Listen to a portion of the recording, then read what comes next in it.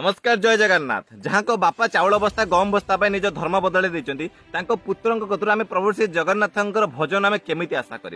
नमस्कार प्रिय बंधु, ये भाई जनकर कहवा कथा है कि ह्यूमन सागर बापा किसी गहम बा चाउल बस्ता बोली सी तांकर धर्म को बदलाई देइछंती। मोर कहवा कथा आज्ञा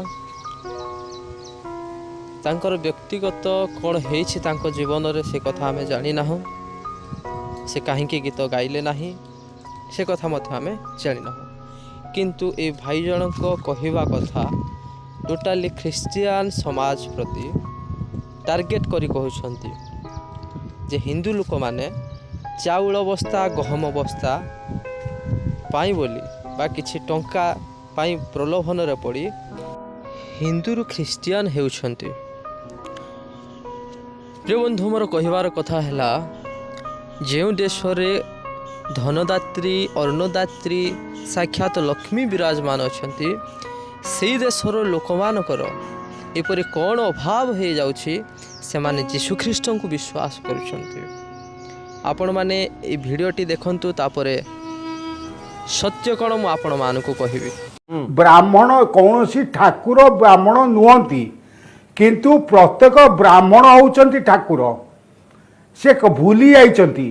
जदि आमे समग्र विश्व को आध्यात्मिक भाव में चिंता करिबा, विश्व जदि होउची आमर देवतांकर अधीन एवं से देवता माने होउचंती मंत्रर अधीन एवं मंत्र जदि होउची ब्राह्मणकर अधीन ताले देवता होउचंती प्रकृत रे ब्राह्मण। प्रिय बंधु, मु आशा करुछि आपण माने भिडियोटी देखि बुझी पारुथिबे। आम भारत वर्ष रे 33 कोटी देवादेवी अछंती, किंतु से समस्त मंत्रार अधीन, से माने मंत्रर अधीन, कारण से मंत्र मनुष्यर अधीन अटे। ब्राह्मण किए? ब्राह्मण आम भली आपणक भली जड़े मनीष। जदि ब्राह्मणर अधीन मंत्रर अधीन देवादेवी गण हेले तेबे से देवादेवी गण कहा कथा मानती? मनुष्यर आदेश मानती, मनुष्यर कथा मानती। आमे मंत्र द्वारा से मानकु बस उठ कर पारिबा, मंत्र द्वारा से मानकु बांधी पारिबा, मंत्र द्वारा से मानकु एठिक जा सेठिक जा बोली आमे कही से मानकु काम मध्य कराई पारिबा। प्रिय बंधु, जदि से माने मनुष्यर आदेश मानि कर्म करती बा चलती, से माने मनुष्य को किपरि परित्राण देबे, नरकरु किपरि उद्धार करिवे। आपण दुईटी विषय सब बेले शुणिथिबे, स्वर्ग आ नरक दुईटी अछि।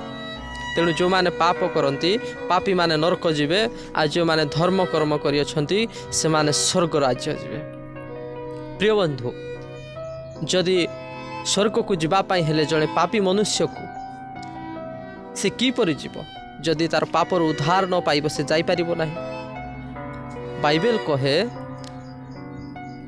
ईश्वर जगत को एड़े प्रेम कले जे से आपना अद्वितीय पुत्र को दान कले, जेपरि जे कही ताहांक ठारे विश्वास करे से विनष्ट न होई अनंत जीवन प्राप्त हुए।